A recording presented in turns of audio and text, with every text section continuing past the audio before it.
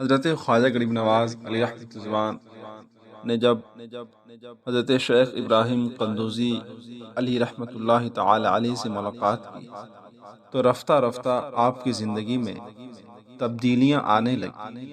آپ کے دل میں عشق خداوندی جوش مارنے لگا اور آپ کے دل ذکر الہی میں مشغول ہونے لگے۔ دنیا سے آپ کا دل اٹھ گیا۔ آپ دنیا کو اپنے نظر میں کوئی حیثیت نہیں دیتے۔ جیسے جیسے وقت گزرتا گیا، حضرت خواجہ معین الدین چشتی رحمۃ اللہ تعالی علیہ نے جو جام حضرت شیخ ابراہیم قندوزی علی رحمۃ الرضوان کے ہاتھوں سے پیا تھا، اس کے تیسرے دن ہی آپ نے اپنے گھر کے تمام اشیاءوں کو، اپنے باغوں کو، تمام چیزیں جس سے آپ گزر بسر کرتے تھے، آپ نے ان کو بیچ دیا اور ان پیسوں کو غریبوں، یتیموں، مسکینوں کو تقسیم کر دیا۔ اور اب اللہ رب العزت کی راہ میں نکل دیے۔ یقین جانے کہ محبوب حقیقی کے سچے عاشقوں کا یہ دستور ہوتا ہے، یہ طریقہ ہوتا ہے کہ وہ قرب یار پانے کے لیے سب سے پہلے ظاہری علم کو حاصل کرتے ہیں، پھر وہ عمل کا جامہ پہننے کی کوشش کرتے ہیں۔ کوئی بھی بغیر علم کو حاصل کیے، ظاہری علم کو حاصل کیے، اگر عملی جامہ پہنتا ہے تو وہ دشواری، پریشانی میں مبتلا ہو جاتا ہے۔ ہمارے اسلاف کا یہی طریقہ ہے، ہمارے جتنے بھی اللہ کے نیک ولی ہیں، سبوں کا یہ طریقہ رہا کہ وہ عملی جامہ پہننے سے قبل علم ظاہری کو حاصل کرتے، اس کے بعد وہ علم باطنی حاصل کرنے میں لگتے، تب جا کر ان کو اللہ رب العزت کا جلوہ دکھائی دیتا۔ اور اسی طرح سرکار خواجہ معین الدین چشتی رحمۃ اللہ تعالی علیہ نے بھی اپنے مطلوب تک پہنچنے کے لیے یہی راستہ اختیار کیا۔ تو ہمیں اس سے معلوم چلتا ہے کہ سرکار خواجہ غریب نواز علی رحمۃ الرضوان نے وہی راستہ اختیار کیا جو ہمارے اسلاف نے جس چیز کا حکم دیا ہے۔ پیارے نبی صلی اللہ تعالی علیہ وسلم نے اپنے صحابہ اکرام رضوان اللہ تعالی علیہم اجمعین کو جس طرح سے زندگی گزر بسر کرنے کا حکم دیا، بالکل ہو بہو اسی طرح سرکار خواجہ غریب نواز علی رحمۃ الرضوان نے ویسا ہی کیا۔ ذرہ برابر بھی آپ نے اپنے اسلاف کے کسی بھی حکم کی نافرمانی نہیں کی۔ اسی لیے جتنے بھی خواجہ غریب نواز علی رحمۃ الرضوان کے چاہنے والے ہیں، ان کے ماننے والے ہیں، ان سے محبت کرنے والے ہیں، ان کی بارگاہ میں جان و مال کو قربان کرنے والے ہیں، ان کی چھٹی کرنے والے ہیں، ان کے عرس منانے والے ہیں، سبوں کے لیے ضروری ہے کہ وہ ظاہری علم کو حاصل کرے، وہ قرآن و حدیث کے علم کو حاصل کرے، وہ کم از کم اتنا علم ضرور حاصل کرے کہ وہ حرام کو اور حلال کو سمجھنے کی صلاحیت رکھے۔ جب کوئی چیز اس کے سامنے پیش ہو تو وہ اپنے علم کے ذریعے یہ پہچان لے کہ حرام ہے، یہ حلال ہے، اپنے علم کے ذریعے پہچان لے کہ اللہ کے پیارے حبیب صلی اللہ تعالی علیہ وسلم نے اس چیز کو جائز قرار دیا ہے، اس چیز کو منع قرار دیا ہے۔ یہ تب ہوتا ہے جب انسان علم ظاہری کو حاصل کرتا ہے، جب انسان قرآن و حدیث کو سیکھتا ہے، جب انسان قرآن و حدیث کے علم کو لوگوں تک پہنچاتا ہے۔ آج دور حاضر میں لوگ تباہ و برباد کیوں ہو رہے ہیں؟ آج لوگ ہلاک کیوں ہو رہے ہیں؟ آخر کیا وجہ ہے؟ تو اس کی اصل وجہ یہ بھی ہے کہ لوگوں نے علم دین سے دوریاں اختیار کر لی، لوگوں نے علم دین حاصل کرنا چھوڑ دیا ہے۔ لوگ یہ سوچتے ہیں کہ میں کسی مزار پاک میں چلے جاؤں، وہاں ذکر و اذکار کرتے رہوں، یہی میرے لیے کافی ہے۔ در حقیقت میں ان کا یہ کرنا یہ اچھا کام ہے، اس میں کوئی شک نہیں ہے، لیکن یہ ضروری ہے، ہر مسلمان کے لیے ضروری ہے، ہر عاقل و بالغ کے لیے ضروری ہے کہ وہ علم دین حاصل کرے، ظاہری علم کو حاصل کرے، اس کے بعد وہ باطنی علم حاصل کرنے میں لگ جائے، اس کے بعد وہ اپنی مرشد کی خدمت میں لگ جائے۔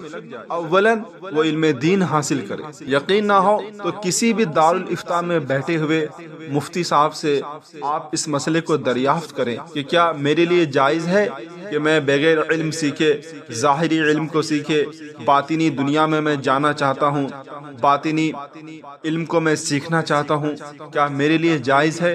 تو ضرور بے ضرور وہ ہرگز یہ نہیں کہیں گے کہ بغیر علم سیکھے آپ باطنی دنیا میں جائیں، بغیر علم سیکھے آپ باطنی ذکر میں مشغول ہو جائیں۔ ہرگز وہ مفتی صاحب اس چیز کی اجازت نہیں دیں گے، کیونکہ دنیا میں جتنی چیزیں ہیں انسان اس کو اس وقت پہچانتا ہے جب وہ اس چیز کو سیکھ لے، جب وہ اس چیز کو جان لے، جب اس کو اس چیز کا علم ہو جائے۔ نماز میں اللہ رب العزت نے جتنی خوبیاں رکھی ہے اس کو انسان کب پہچانتا ہے؟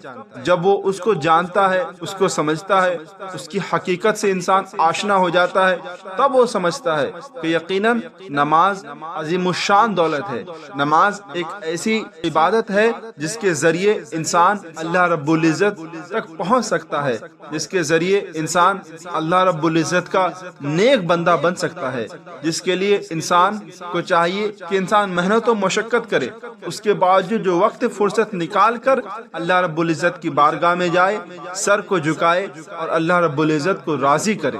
قطعاً یہ زیبا نہیں دیتا ہے جو سرکار غریب نواز علیہ رحمت الرضوان سے محبت کرنے والا ہو اور نماز کو ترک کر دے، جو سرکار غوث سے اعظم رضی اللہ تعالی عنہ کا چاہنے والا ہو، ماننے والا ہو، ان کے عرس کو منانے والا ہو، اس کے باوجود بھی وہ نماز کو ترک کر دے، اسلام کے فرائض کو ترک کر دے، ہرگز یہ زیبا نہیں دیتا ہے۔ اسی لیے چاہے انسان کسی بھی ولی کا چاہنے والا ہو، ماننے والا ہو، ان سے محبت کرنے والا ہو، اس کے بعد بھی ضروری ہے کہ اولاً وہ فرض کو ادا کرے، اولاً وہ واجبات پر عمل کرے، اس کے بعد وہ ان کی بارگاہ میں جائے، دعا کرے، ذکر و اذکار کرے۔ شریعت نہیں روکتی ہے، لیکن شریعت تب روکتی ہے جب کوئی فرض کو چھوڑ کر نوافل میں چلا جاتا ہے، جب کوئی واجبات کو چھوڑ کر مستحب عمل کرنا شروع کر دیتے۔ سرکار غریب نواز علیہ رحمت الرضوان نے بھی ظاہری علم کو حاصل کیا، اس کے بعد آپ باطنی علم کو حاصل کرنے میں لگ گئے، اور سرکار خواجہ غریب نواز علیہ رحمت الرضوان کے زمانے میں ترکستان کی سرحد پر واقع سمرقند اور بخارا کے عظیم الشان دارالعلوم عالمگیر کافی شہرت یافتہ تھے۔ اس مدرسے میں بڑے بڑے فقہائے اعظام، پیران اعظام جا کر علم ظاہری حاصل کرتے تھے۔ مشرق و مغرب کے ہزاروں طالب علم ہر سال علم کی دولت سے مالا مال ہونے کے لیے دارالعلوم کا رخ کرتے تھے۔ اسی طرح سرکار خواجہ غریب نواز علیہ رحمت الرضوان نے بھی علم دین حاصل کرنے کے لیے سمرقند اور بخارا کا انتخاب کیا۔ بخارا پہنچ کر سرکار غریب نواز علیہ رحمت الرضوان نے علم دین حاصل کرنے کے لیے خوب محنت کی، اور آپ علم دین میں آہستہ آہستہ کافی مہارت حاصل کر چکے تھے۔ حضرت خواجہ معین الدین چشتی، حضرت خواجہ غریب نواز علیہ رحمت الرضوان کے استاد حضرت مولانا حسام الدین بخاری رحمۃ اللہ تعالی علیہ خصوصیت کے ساتھ قابل تعریف ہیں، اسی لیے کہ انہوں نے سرکار غریب نواز علیہ رحمت الرضوان کو دستار فضیلت عطا فرمائی۔ حضرت مولانا حسام الدین بخاری رحمۃ اللہ تعالی علیہ کی درسگاہ سے بہت سارے علماء کرام، فقہائے اعظام نے علم دین حاصل کیا، اور سرکار غریب نواز علیہ رحمت الرضوان نے علوم ظاہری کا جام حضرت مولانا حسام الدین بخاری رحمت اللہ تعالی علیہ کے ہاتھوں سے پیا۔ غالباً 23 سال یا 24 سال کی عمر میں سرکار غریب نواز علی رحمت رضوان نے علوم ظاہری کی تکمیل کی۔ اس کے بعد آپ قلب کی صفائی اور تزکیہ نفس کا ضروری سامان تلاش کرنے میں لگ گئے، اور آپ نے اب یہ عہد کیا کہ میں اب باطنی علوم حاصل کرنے کے لیے تب تک چلتا رہوں گا جب تک کوئی مجھے ایسا مرشد حقیقی نہ مل جائے جو مجھے باطنی علم سکھا دے اور میرے آنکھوں سے تمام حجاب کے پردے اٹھا دے۔ سرکار غریب نواز علی رحمت رضوان سفر میں نکل گئے، مگر جب تک اللہ رب العزت کی مرضی نہیں ہوتی ہے تب تک چاہے وہ کوئی بھی انسان ہو وہ اپنے منزل مقصود تک نہیں پہنچ سکتا ہے۔ اسی طرح سرکار غریب نواز علی رحمت رضوان جس قلب سکون کا تلاش کر رہے تھے وہ نصیب نہ ہوگی، اور جس محبوب کو جی بھر کر دیکھنے کی آرزو ہو بیٹھ جائیں اپنے محبوب کے پاس تو وہاں سے اٹھنے کا دل نہ کرے۔ آپ ابھی تک اس کی رسائی تک نہیں پہنچے تھے۔ حضرت خواجہ غریب نواز علی رحمت رضوان ایک کامل پیر کے تلاش میں یہاں سے وہاں جاتے اور تلاش کرتے رہتے، شہر شہر، قریہ قریہ، نگر نگر، اسی جستجو میں رہتے میں جس مرشد حقیقی کی تلاش کر رہا ہوں وہ مجھے مل جائے۔ یہاں تک کہ آپ پھرتے پھرتے ایک قصبہ جس کو ہارون کہا جاتا ہے آپ وہاں پہنچ گئے۔ ہارون ایک معمولی سا قصبہ تھا جہاں حضرت عثمان ہارونی رحمت اللہ تعالی علیہ رونق افروز تھے، اور انہی کی وجہ سے سارا قصبہ خیر و برکت سے بھر گیا تھا۔ سارے قصبے میں رہنے والے لوگ خیر و برکت سے مالا مال تھے۔ حضرت عثمان ہارونی رحمت اللہ تعالی علیہ اس قصبے کے قطب تھے، اور ان کی قطبیت کا مہر نور تمام صوفیان کرام حاصل کرتے تھے اور اپنے قلب کو منور و مجلہ کرتے تھے۔ حضرت عثمان ہارونی رحمت اللہ تعالی علیہ کی بزرگی کا چرچا دور دور تک پھیلا ہوا تھا۔ لوگ دور دراز سے آتے تھے جو کو شوق کے ساتھ حضرت کی خدمت کرتے، اور حضرت خواجہ عثمان ہارونی رحمت اللہ تعالی علیہ چشم معرفت کا فیض ان پر جاری کرتے، اپنے چاہنے والے کے قلب کو تسکین کرتے اور ان کو ذکر الہی میں مشغول کرتے، اور ان کے دل سے دنیا کی محبت نکال کر دین کی محبت ان کے دل میں پیدا کر دیتے، ان کو اللہ رب العزت کا نیک بندہ بنا دیتے، ان کو اللہ رب العزت کا نیک بندہ بنا دیتے، اور ہر چاہنے والے ماننے والے کو آپ عاشق رسول بنا دیتے۔ جو بھی آپ کی محفل میں جاتا، جو بھی آپ کی بارگاہ میں جاتا تو اس کے دل سے دنیا کی محبت نکل جاتی اور وہ اللہ رب العزت کا قربت حاصل کرنے والا بندہ بن جایا کرتا تھا۔ حضرت خواجہ معین الدین چشتی رحمت اللہ تعالی علیہ کو حضرت خواجہ عثمان ہارونی رحمت اللہ تعالی علیہ کے قریب جب آپ گئے تو آپ کو وہی نور جھلک رہا تھا جس نور کی تلاش میں آپ شہر شہر، قریہ قریہ، بستی بستی گھوم رہے تھے۔ اور جیسے ہی حضرت خواجہ عثمان ہارونی رحمت اللہ تعالی علیہ نے حضرت خواجہ غریب نواز علی رحمت رضوان کو دیکھا تو فوراً اسی وقت حضرت خواجہ معین الدین چشتی رحمت اللہ تعالی علیہ کی دنیا ہی بدل گئی۔ آپ کو یہ محسوس ہو گیا کہ جس مرشد حقیقی کے تلاش میں میں تھا آج اللہ رب العزت نے مجھے وہ عطا کر دیا ہے۔ آج اللہ رب العزت نے میری اس آرزو کو قبول کر لیا ہے جس کی فریاد میں اللہ رب العزت کی بارگاہ میں کرتا تھا، جس کی دعائیں میں اللہ رب العزت کی بارگاہ میں کرتا تھا۔